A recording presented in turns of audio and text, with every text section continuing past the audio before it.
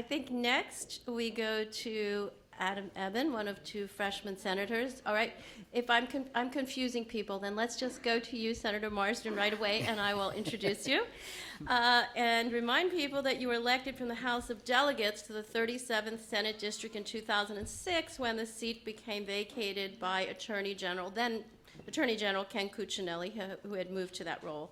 Prior to that time, Senator Marsden made his mark serving 17 years as director of the Fairfax Juvenile Detention Center and is recognized as an expert in the General Assembly on issues of prison reform and at-risk youth.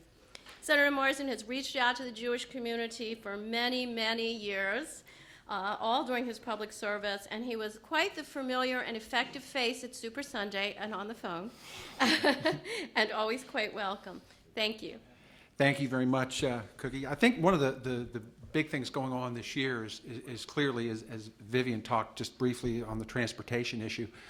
And during the last session, we agreed to accelerate the bond package from 6 years to 3 years that had been in place in Virginia on the premise that the governor will propose a sustainable transportation funding stream.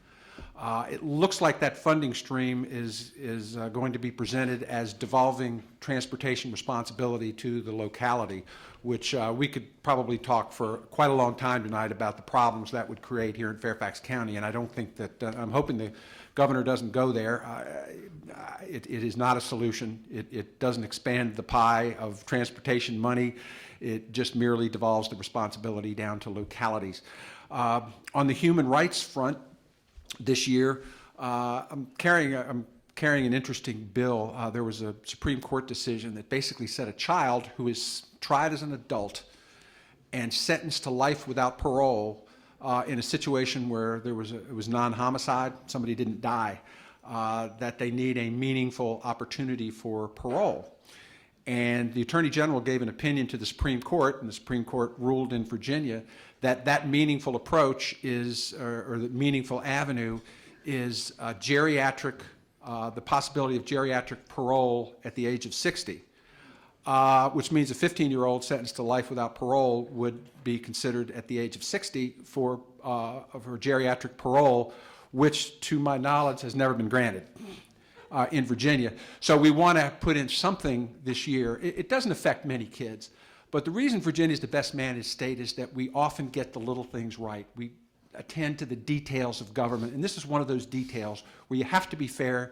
If the Supreme Court says you need a meaningful opportunity for parole, then that's what we ought to provide, and we're putting in a bill this year to try to do that and not have to have somebody wait to 60 for the opportunity to be denied parole. Thank you. Thank you.